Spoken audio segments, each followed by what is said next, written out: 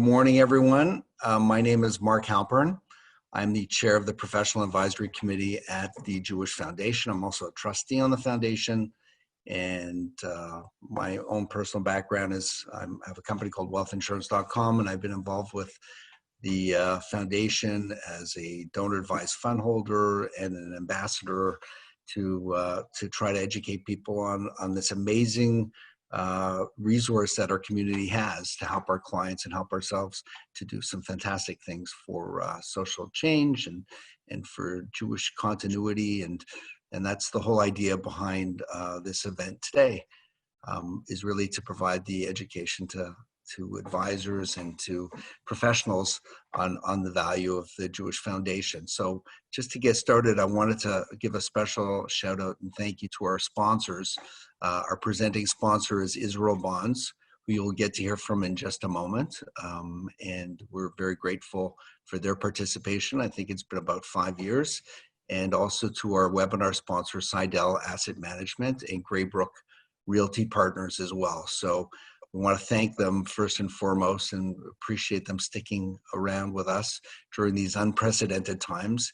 And I know all three sponsors are on the line this morning. So if you have any questions about any of their companies, please don't hesitate to reach out, and we'll be hearing from one shortly. But I just want to give a couple of minutes on the Jewish Foundation update. Since the last time we were in person at our seminar in November, the world has changed a little bit, that's for sure. Like many others, the Jewish Foundation has had to pivot as well. And with the onset of COVID and working from home, the Jewish Foundation moved to webinars and bumped up programming and communications. And it's really been fantastic. They've held 7 joint webinars with UJA, which reached over 10,000 participants. And we hosted 2 professional advisory committee specific webinars for our advisors, which had over 750 participants. And there are 3 more webinars in the works for June, July, and September. So stay tuned for information on that. I hope you've all had an opportunity to participate in some of those webinars. Feedback has been tremendous. If you have any idea, please, or feedback, we'd love to hear it. So please don't hesitate to reach out to me or Renee Holtzman or Brett Henry or anyone else at the foundation. As far as the foundation, it's not only continued with regular scheduled communications, but it's really also ramped up, and we've distributed our annual or semi-annual professional advisor newsletter, the giving advice last month, as well as launched a bi-monthly foundation review newsletter, and we hope you enjoy both of those pieces. Additionally, in the name of ensuring we're providing services to our donors, professional advisors and volunteers, the foundation has held some extra meetings these last few months. For example, the investment committee went from meeting quarterly to weekly for a period of time. Now these have slowed down to monthly meetings again.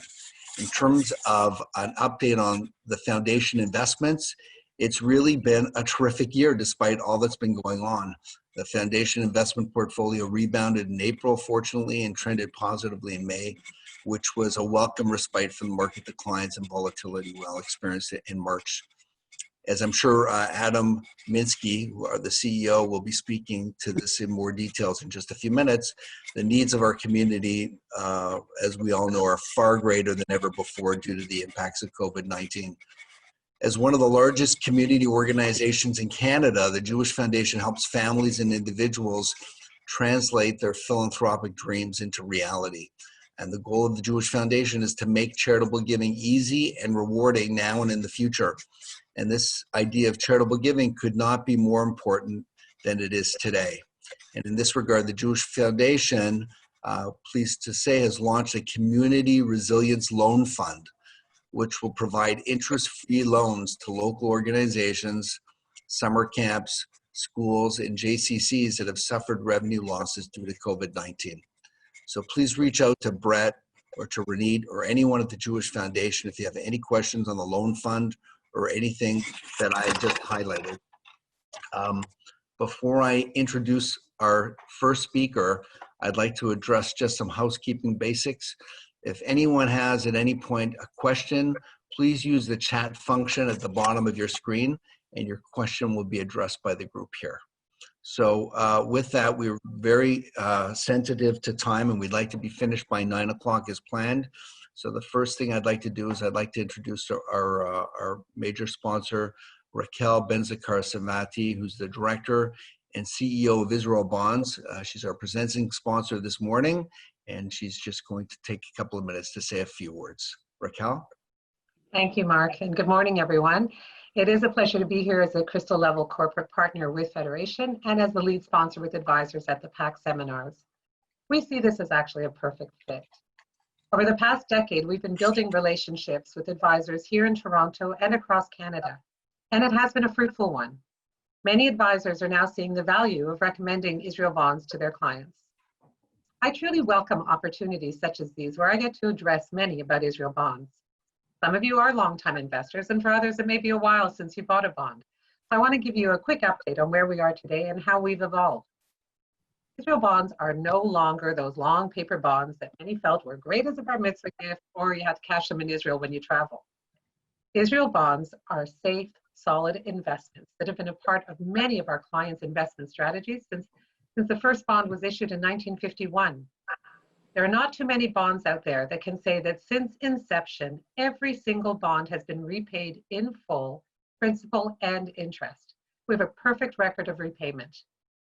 Israel Bonds may still make a nice bar mitzvah gift, but today 35% of our sales come from financial advisors for their clients' investment portfolios.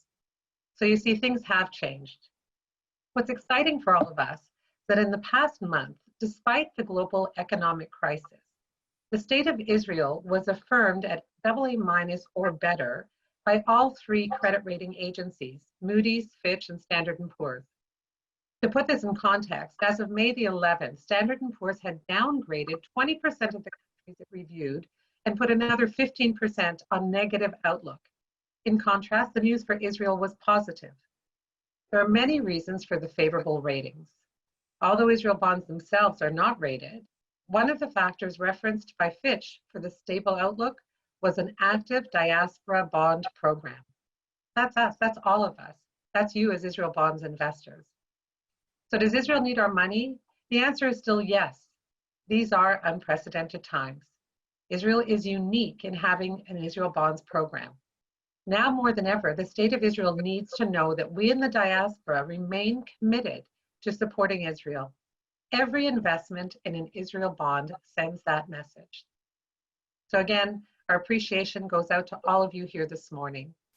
Through your actions in our community and beyond, you now have a greater awareness of Israel Bonds and as an important investment. And we hope you'll consider Israel Bonds when thinking of your clients and your own portfolios. Thank you, stay safe, and have a great day. Thank you again, Raquel. It's really great to have you again as a sponsor. And yes, Israel Bonds is has an important place in all of our lives. And just as a little announcement, if anybody likes drive-in movies, Israel Bonds is hosting an event. I guess you can give some information. They've got capacity for 500 cars at the drive-in in Oakville, and I just have great memories of going to drive-ins as a kid, for those old enough to remember them, and good on you. At this point in time, I would like to introduce Adam Minsky. Adam is the president and CEO of UJA, and he's going to be providing us with an update on the community needs. Good morning, Adam.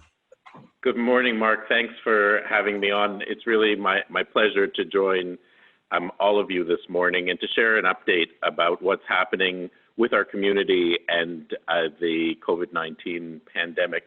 You know, like so much of our world, our community is facing challenges right now that we could have never predicted or even imagined just a few months ago. And I want to give you a sense of really, from our perspective, there are two grave risks stemming from the pandemic and how it will impact our community. First, and really we're already starting to see it, is that our community's agencies and resources are going to be overwhelmed by the needs of the Jewish vulnerable. And at the same time, we are going to be at risk of seeing the most massive loss of participation in Jewish life in the history of our community, as the financial crisis causes families to withdraw from our core institutions, day schools, supplementary schools, camps, and JCCs. And left unaddressed, these two challenges to our community really have the ability to cause the dismantling of many of the core institutions that we've come to rely on. And I want to give you a sense of what we're seeing already. As most of you know, Canadian government statistics are that approximately somewhere between 44 and 50% of all Canadians are experiencing either job loss or a serious reduction of hours. And the situation is no different in the Jewish community. In a community of 200,000, what we're seeing already is that somewhere around 80 to 90,000 community members are facing serious economic challenges. And you know, the first people to be affected by this are the 1 in 8 Jewish community members who are already living in poverty.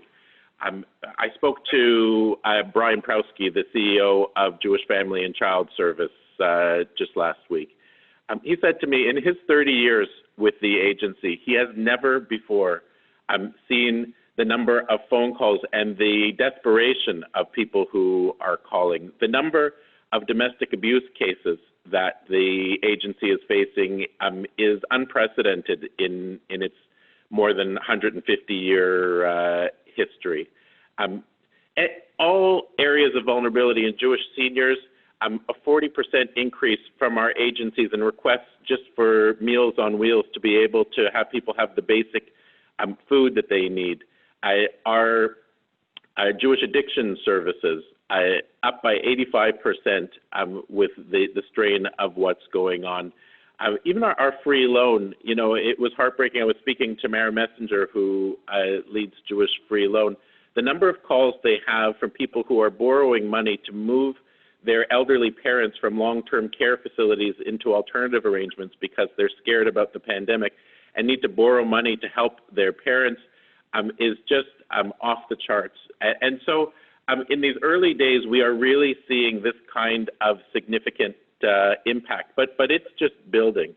And what we see coming is that with somewhere between 80 to 90,000 community members facing serious economic distress, what we're projecting is that there is going to be in the next year a doubling of the number of Jews who are going to need the services of our Jewish social service agencies. Right now, our social service agencies serve approximately 25,000 community members. We're expecting that number to go up by a full 100% to 50,000 Jews needing the help of our agencies. Now, if we're able to respond with additional resources to help support this incredible surge on our agencies, we can avoid the long-term impact of people needing the help of our community in the long term and help them intensively in the short term to get back on their feet. We're also seeing at the same time the beginning of this happening with all of our different types of programs that we support. The Jewish day schools, you know, I've shared with some of you in separate conversations, in speaking to parents of kids, I spoke about a month ago, I remember this really left an impact on me too, what seems to be a fairly typical couple, two professionals.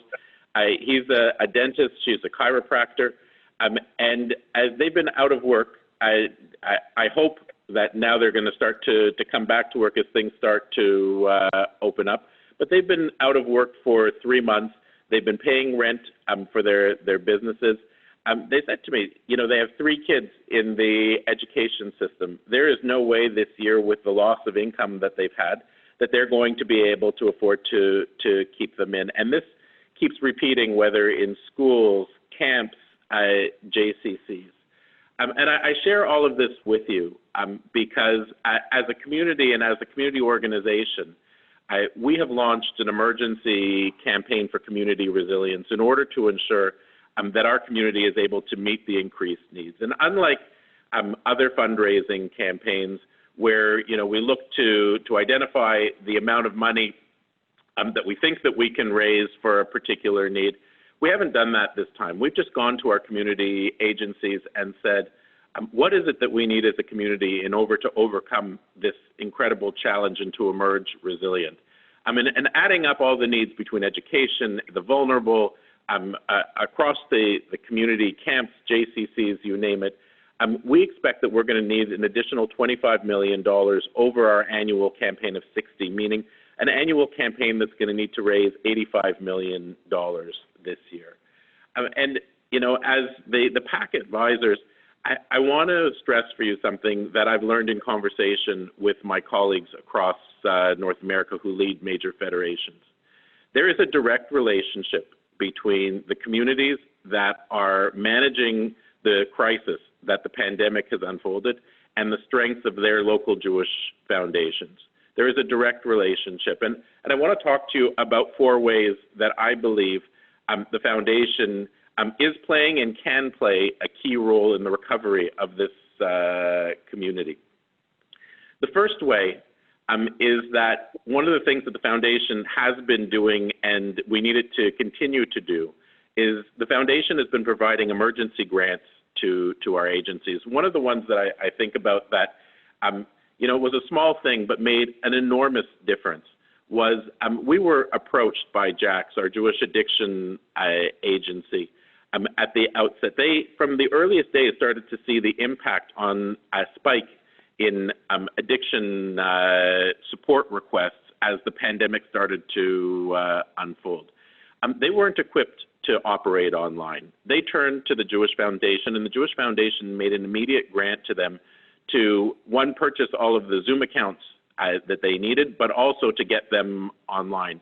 They've been operating, dealing with the increased demand online, providing online support to hundreds and hundreds of community members in a really incredible way, thanks to the Jewish Foundation being there in order to make the type of grant that they needed. The second thing that's really important that I want to encourage you when you're speaking to people to think about is that our Jewish Foundation and many others across North America have what's called a community fund. A community fund is a pool of funds that is exactly for this type of crisis. And in conversation with Ronit, I've turned to the community fund as knowing that as a community, if we need to respond in real time, and things are moving so quickly, I can't emphasize that enough. You know, 3 weeks ago, I was talking to the folks at Birthright Israel, one of UJA's core programs in connecting young people to Israel. They were talking about consolidating all their trips in August. 2 weeks later, we're talking about not operating trips until the winter time.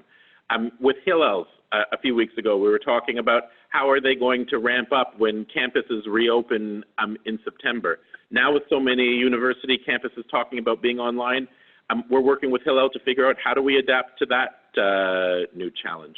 Our day schools, a few weeks ago we were talking about just the issue of parents not being able to afford it. Now we're talking to them, in addition to not being able to afford it, how are we going to find the space to spread our kids out across community infrastructure if the social distancing requirements at schools mean that kids have to be not so close to each other? You can't have as many children in a classroom. The community fund of the Jewish Foundation is a pool of resources that allows, in an emergency, the community to be able to distribute money where it's needed most in real time. And in a crisis like that, it is so incredibly, incredibly important. Something that we really need your help with right now, and it was mentioned very briefly. There are many community organizations that are facing urgent cash flow issues, to the point that entire sectors of the Jewish community could be wiped out if we're not there to help. And so what the Jewish Foundation is leading for us is an emergency interest-free loan fund that will allow community organizations that have solid business plans, that are just dealing with timing issues with cash, to be able to borrow money and repay it over a 5 to 7 year period. Let me give you some examples. Our Jewish community centers, they are funded by UJA, and that funding, of course, will continue. But in addition to that, their core operations are funded by 3 business lines, by the early child care program that they provide, the athletic facilities, and day camp. All 3 of those have completely dried up, although I'm hoping that the early child care will start to open again in some form in the next few weeks. With all of their program revenue dried up. They don't have the ability to be able to operate. We want to be able to provide them with loans because we know that they're going to come back and that they're going to come back strong. But they need the cash right now in order to continue to operate. The entire Jewish camping sector is in a very vulnerable position right now. All of them have fees that they collected from their families. Now that the camps are all canceled for the summer due to the pandemic, they have to refund those fees to all of their parents by law. When they refund those fees, they have a challenge, which is these not-for-profit camps, these charitable camps, have already used approximately 30% of the fees on hard costs, on fixed costs like keeping the maintenance of their properties up, and they've spent that money. They now have to return the whole thing to their parents. That puts them in the position that without a loan, many of these camps are going to go bankrupt. We've made a commitment as a community to be there for them, and the interest-free loans are a key element to the strategy. If you are able to work with people to loan money through the Jewish Foundation to these community organizations, you will be doing an incredible, incredible mitzvah in terms of allowing these organizations to emerge strong after the pandemic. And last but not least, the foundation has been a key source of stability for us in terms of granting legacy funds to UJA's emergency fund. Any support that we can get to help with this emergency is absolutely vital. And so with that, I want to thank you all for your leadership, for your continued leadership, for being on the call today to hear about these urgent needs. And I would be more than happy to open the floor to questions.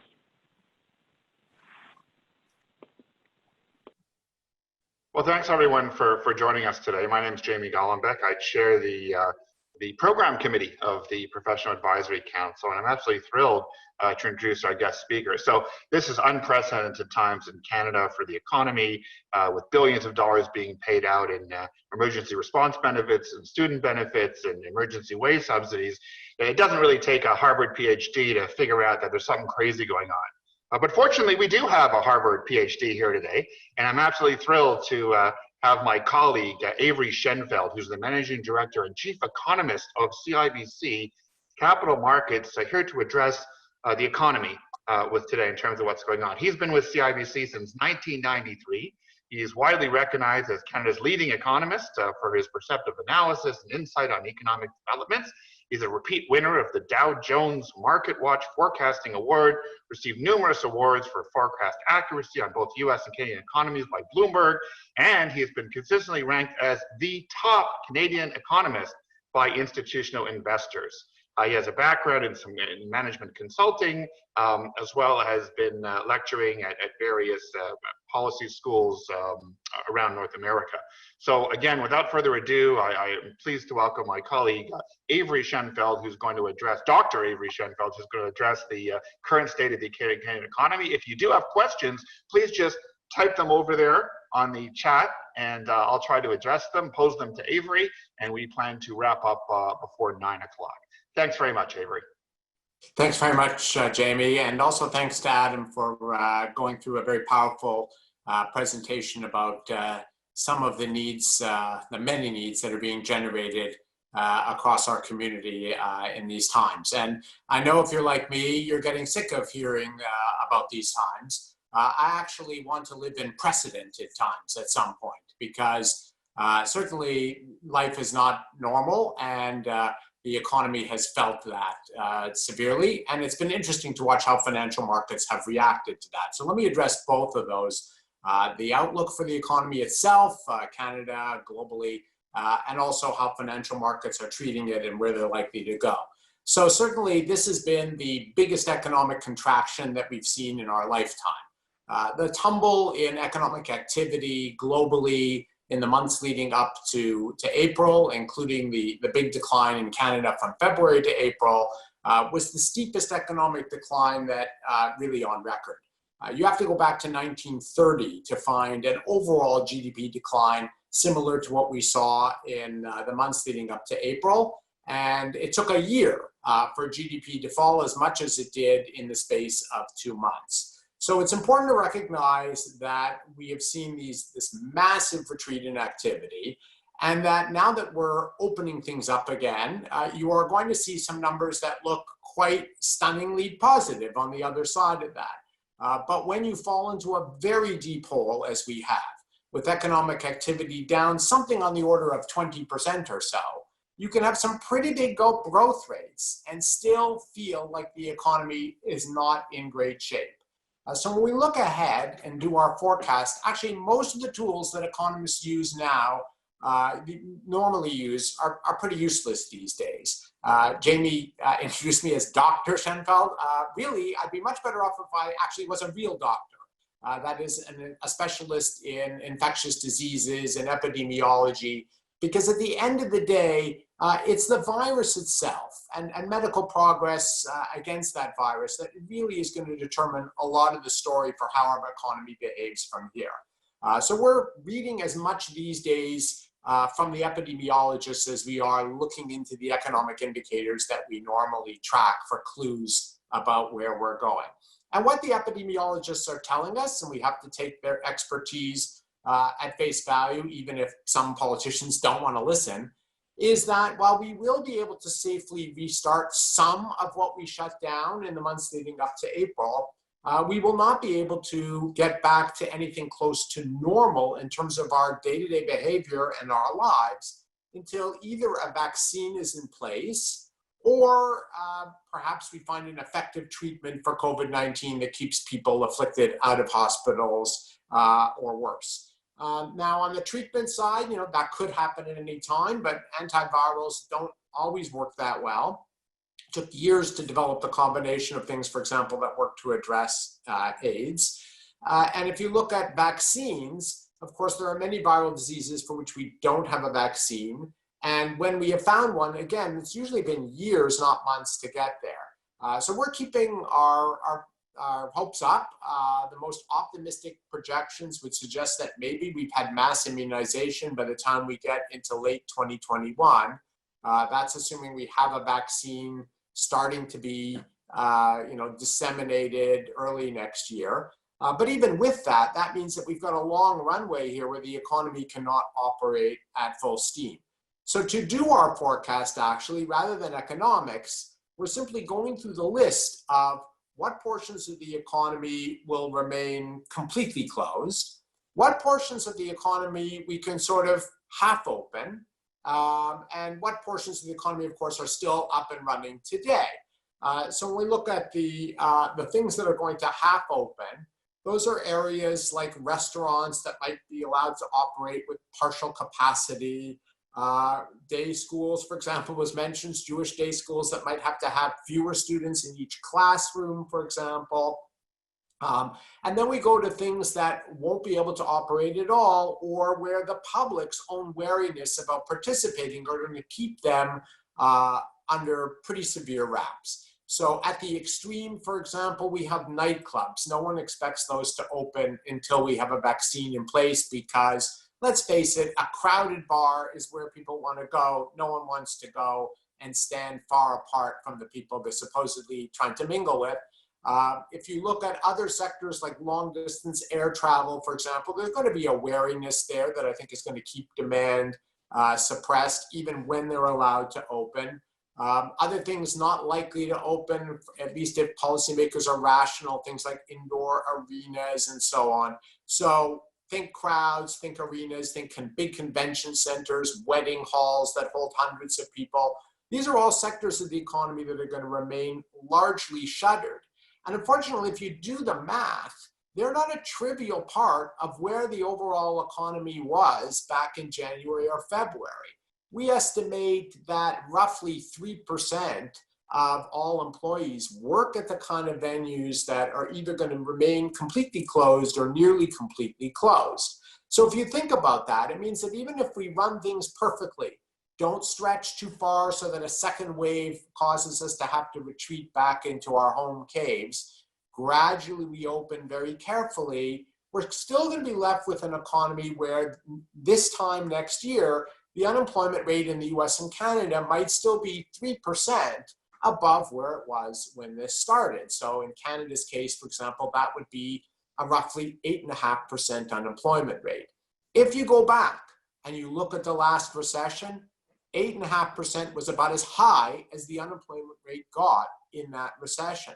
So essentially, think of the economy as having fallen into the equivalent of a virtual depression in terms of the level of activity and recovering to something that's going to feel like a normal recession level of activity. So not a particularly happy story there, at least until we get that vaccine or a treatment. We are, however, as investors, sometimes looking beyond the immediate year, year and a half. I always remind people that if you took a finance course, your Finance 101 professor never said that the value of a stock is somehow related to 1 year's worth of earnings or cash flows. So we all know that the right formula is not to look at a PE multiple on 1 year's earnings, but actually to think about the present discounted value of the future stream of earnings, which of course will take us beyond the day where we hope that we've waved adieu or goodbye to the coronavirus vaccine. So it is worth also thinking about longer term, what is the legacy that this vaccine is going to be leaving us with when it's all said and done? And of course, one thing we hope is that all those Jewish community programs and institutions are certainly remain part of that future world post-virus. But what about the business world? You often hear in the middle of a crisis, people say the phrase, life will never be the same, or the world will never be the same. And if you look back historically, that is sort of an overused phrase. So we can go back to the war to end all wars, which was World War I, which was followed, of course, by World War II. That's why there's a number in front of it. But you also had, for example, after 9/11, I recall people saying, oh, no one's going to fly again, or people aren't going to build tall office buildings. And we ended up, of course, building a tall office building right where the World Trade Center sat. And people, of course, gradually did start flying again. There was a slow ramp up, but life returned largely to normal. And even the fall of the Berlin Wall didn't make Russia a peaceful democracy that we thought maybe in the moments after that event. So here too, I think there's a tendency to exaggerate how much of what our life is like today will remain. But there is a rational way to think about which of the changes that we're seeing now could have some stickiness to them. Economists have a concept called revealed preference. It's a very simple concept. It says that if you look at a consumer or a profit maximizing business that has a choice between doing A or B, and when both choices are available, they pick B, then the fact that they're basically revealing that that's their preferred option. And sure, if B becomes not available, they might have to live with A, but when B is back available, there's no reason to think that they won't choose it. There are other cases, though, where things were already trending a certain way ahead of this period of COVID-19, where, in fact, preferences were observed to be changing. And in those cases, one might think that this may have accelerated some of that change, and that some of that acceleration will then be left behind. So, for example, let's think about the real estate market for a moment here. In terms of, for example, let's think of commercial real estate. So we do know that in the retail sector, both the US and Canada, we were seeing a trend towards online purchases. That was evident more in the US than Canada, but growing here in Canada as well. And now, of course, we've been living in a world in which people who used to go to the store because of their fear of catching something have been increasingly testing the waters of having things delivered. So one business that's booming, just judging by my own street, is everything tied to home delivery, because there's no traffic on Toronto roads except for all those vans delivering the Amazon packages and even the groceries. And because we were seeing a trend in that direction, it's likely that while many people will want to go back to picking their own lettuce out of the store, not having everything delivered, some people will have tried this for the first time, will have liked it, and it will stick. which means that we're going to have an issue refilling all those storefronts that we see along our main streets across Canada with other types of businesses. Now, that trend was already underway. You've seen doctor's office, small gyms, yoga centers, and so on, nail salons. In other words, service businesses taking over what used to be goods retailers as shopping shifted online. But I think that we're going to have a long legacy here where it's going to take quite a while to refill all those business slots, because not all retailers, not all restaurants, all bars are going to be able to survive this long outage or long drought in activity. We're going to be left with a lot of vacant space. People have talked about office buildings. Of course, many of us are dialing in today, working from home. And there was a small trend towards working from home before this virus hit, mostly in the tech sector. So apologies for any of you who work in that sector, but let's face it, there's nothing more than someone whose job it is. Many of us know people like that who love to code. They love to be in a room by themselves, and working from home has been fantastic for them. And they are likely to continue to do that. And we've already seen some major tech companies say that their intention actually is, even when this is all said and done, to have more of their employees working from home. Those of us who are more social, however, might miss the office environment. And we have to go back to the premise of revealed preference. We've had the technology to work from home for a long time. Zoom was not an overnight success. It's been around for 9 years, and we could have had a meeting just like this 3 years ago. We chose not to. People like sharing their bagels and having an actual breakfast with their colleagues.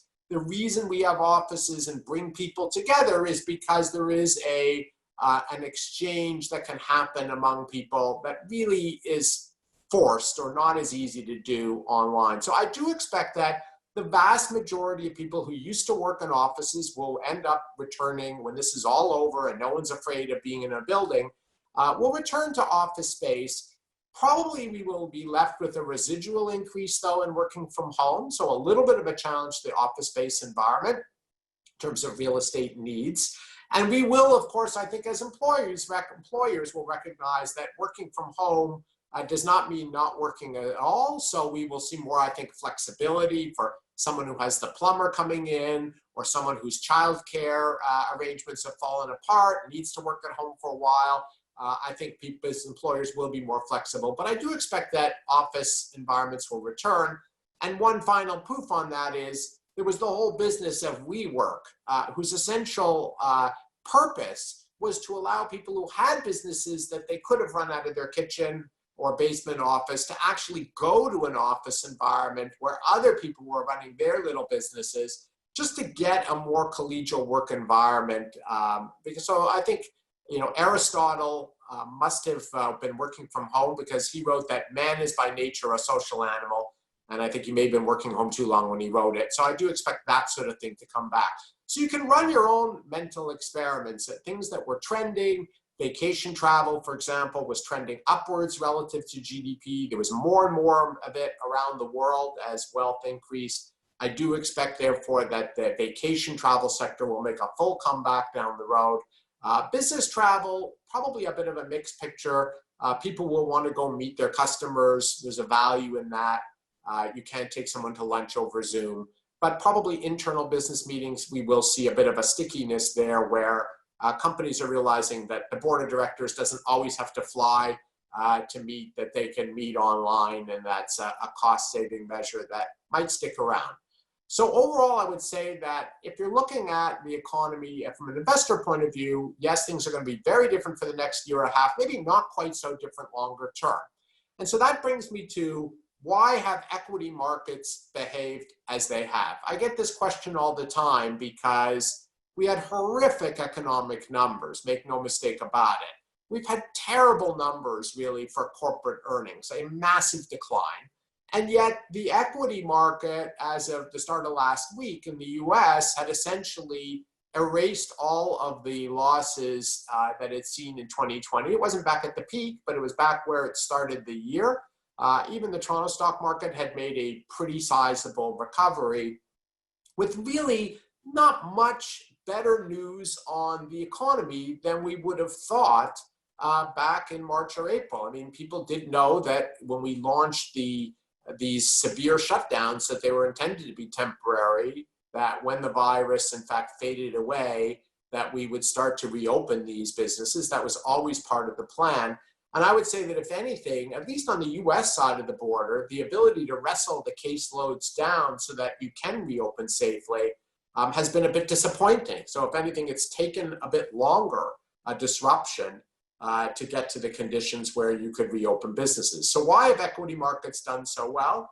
I would attribute it to two key fundamentals. One is the essential premise that this too shall pass. So I open by saying that you have to look at the long term, because equities, for example, aren't the present value of 1 year's earnings. And what markets are essentially saying is, sure, these are tough times now. They might be very tough times right through 2021, which is our premise. But by the time we get to 2023, if we vaccinated billions of people around the world, life might well be largely back to normal, just as, for example, a vaccine brought life back to normal for many people who had polio diseases and things like that in the past, or for that matter, the treatment for AIDS allowed many people to live normal lives once that treatment was in place. So markets are, first of all, discounting the fact that life will one day be back to normal.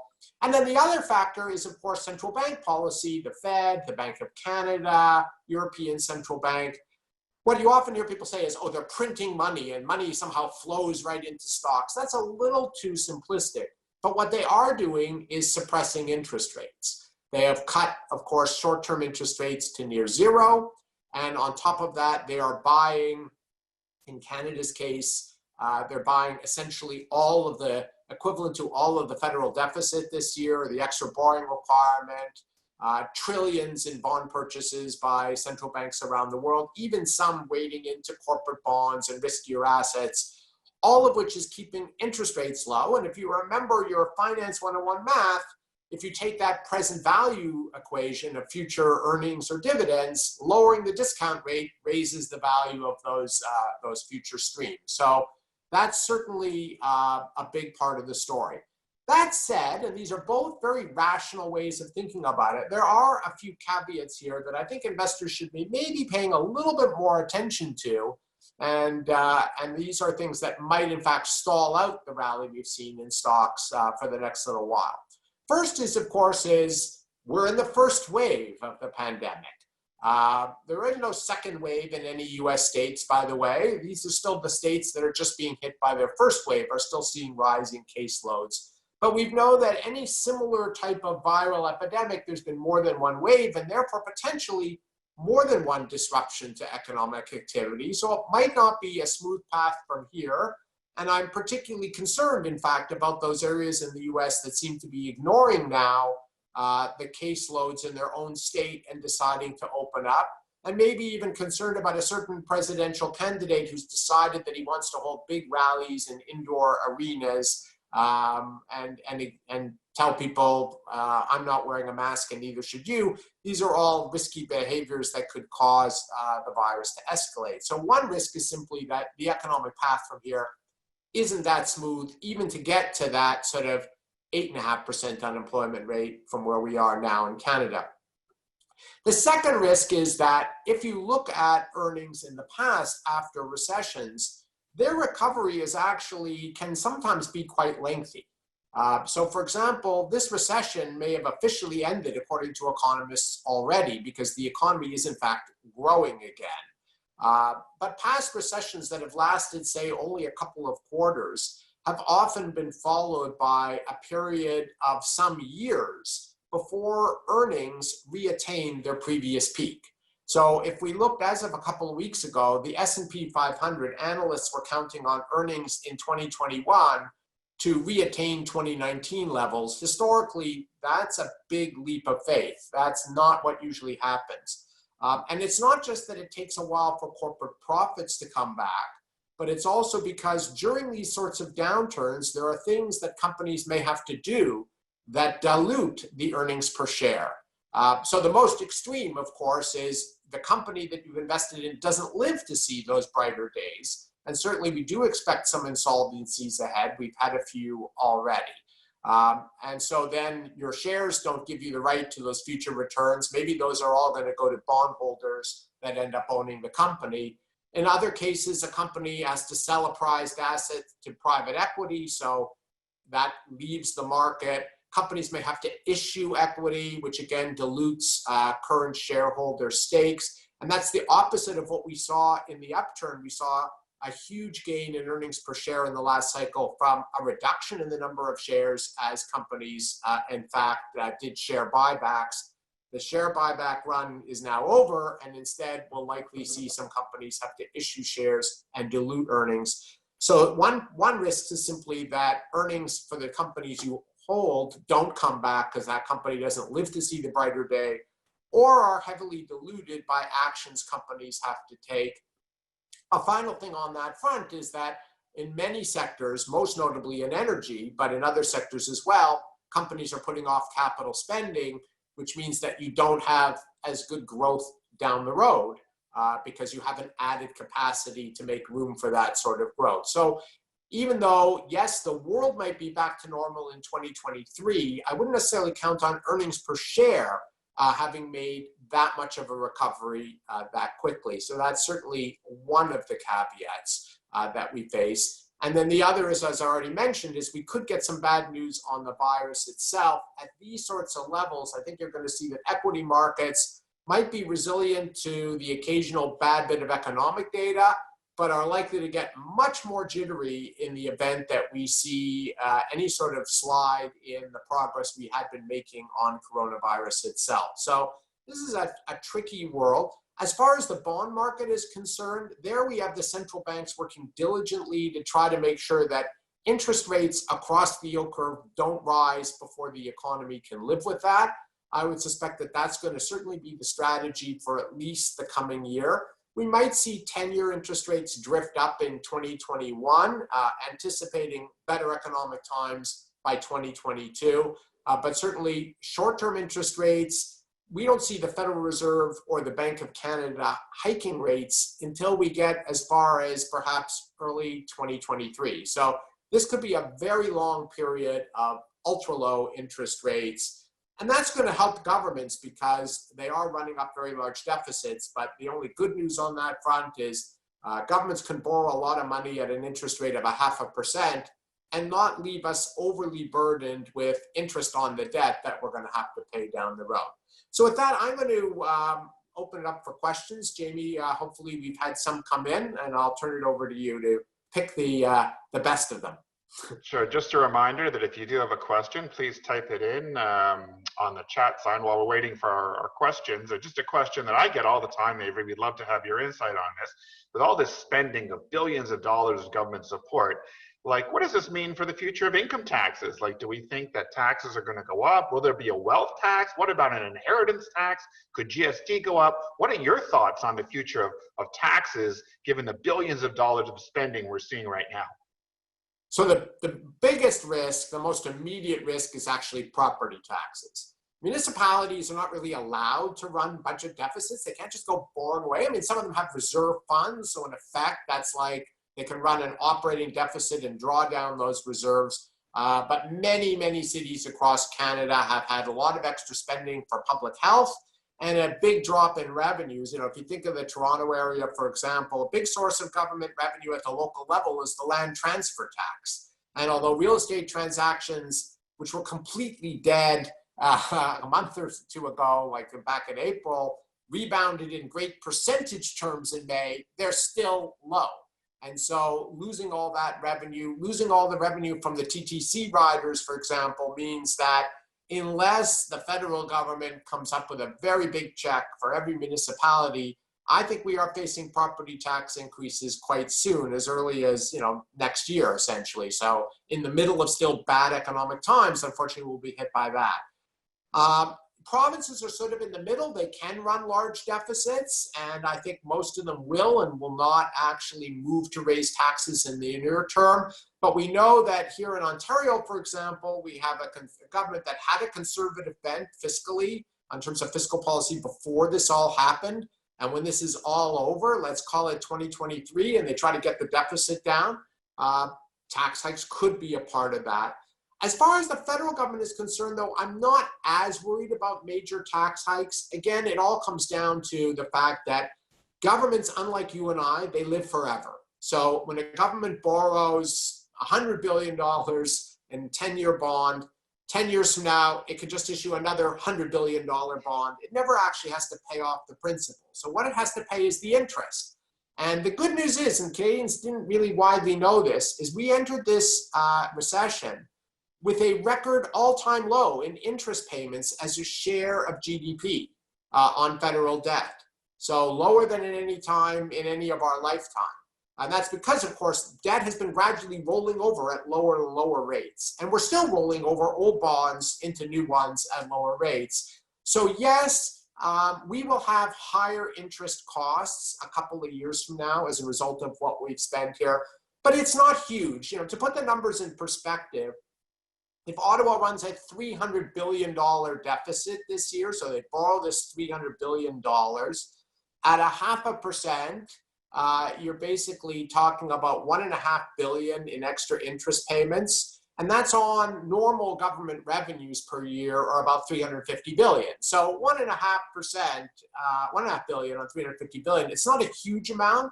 Yes, there might be some small tax increases several years down the road.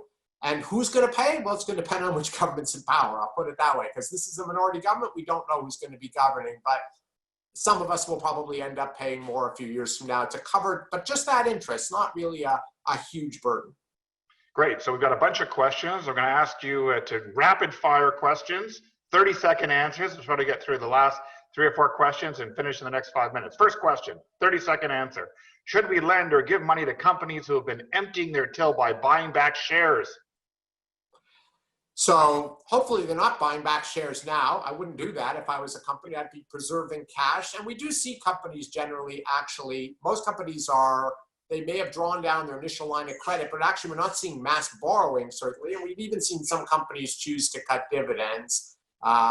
There could be a rare case where a company has still lots of money coming in. Remember, there are these companies delivering everything to your door are doing very well. Supermarkets are doing very well. And if they don't have an expansion plan, sure, they can still buy back shares. Is rampant inflation inevitable because of all this money that's being printed? Absolutely not. And I have proof. This was done in the last cycle. So after 2008's recession, which was very severe in the US and Europe, as well as Japan, those 3 central banks, as well as the Bank of England, they all printed a lot of money. Economists, there were some economists at the time saying, oh, we're inevitably going to have big inflation. None of those countries ended up with a surge in inflation. And the reason is the central banks will stop doing this when the economy recovers. Do you see massive borrowings by governments around the world causing rising interest rates as they compete for investors to buy up all these bonds? So that would normally be true. And that's one reason why we have the central banks printing all the money. Effectively, they're buying and almost the same quantity of bonds. Actually, in Canada, it's almost a perfect match between the run-up in the federal deficit and the amount of bonds that the central bank is buying. So the government is issuing these bonds in the market, and the Bank of Canada is buying from the market essentially an equivalent amount of bonds, which is helping keep rates down. I mean, there is a little bit of an impact on future credit quality, but at this point, it's swamped by the purchases of the central banks. How dependent are we on the U.S. economy and the border reopening, given that U.S. is Canada's largest trading partner? So the border is open for goods. That's very important, that the truck drivers are still being allowed to cross the border. But we're still extremely dependent on the U.S. Roughly 20% or 1 in 5 jobs in Canada is somehow tied up with trade. And the U.S. is still by far our major trading partner. So if they stumble in any way, we're going to feel it. And one thing I do worry about is, you know, some states seem to be reopening their economy with a willy-nilly sort of attitude, not paying attention to what's happening on the ground with the virus in their state. And if they have to have a pullback from those decisions, then even if Canada has managed our own affairs carefully, we'll see a little bit of a pullback then in our export performance. Last question, where do you see the Canadian dollar versus the US dollar? In the last cycle, I think we lived with mostly an overvalued Canadian dollar. The proof was that, yes, our economy reached full employment over the prior cycle, but we did so with perhaps a little too much reliance on consumers borrowing to buy things and housing. And the imbalance in the economy is we really weren't doing very well in exports. In fact, other than in energy, our export volumes at the end of that cycle weren't really any higher than they were in 2006. We lost a lot of market share in many manufacturing sectors. And the lesson to me for that is, if we're going to have a more balanced economy where exports play their normal role in driving growth, we probably will need a cheaper currency. Something more like $1.40 Canadian per US dollar. So not wildly cheaper than it is now, but cheaper on average than it was through most of the last cycle. So, and what can move it there is simply that the Bank of Canada takes a go slow approach to raising interest rates relative to other countries, which I think it may, in order to actually encourage that slightly weaker dollar and have our export performance look a little better. Well, with that, Avery, we're out of time. I want to thank you very much on behalf of the entire Jewish community, the Jewish Foundation, for spending your morning with us. I want to thank everyone who joined us for participating in today's webinar. We tried to get through as many of the questions as we had in the time allotted and still have you out of here before at 9 a.m. So with that, thanks everyone. Thank you, Mark, for chairing. Thank you for our sponsors. And in addition, thank you, Adam, for giving us an update on the community. Stay safe, everyone. You can disconnect now. Thanks very much.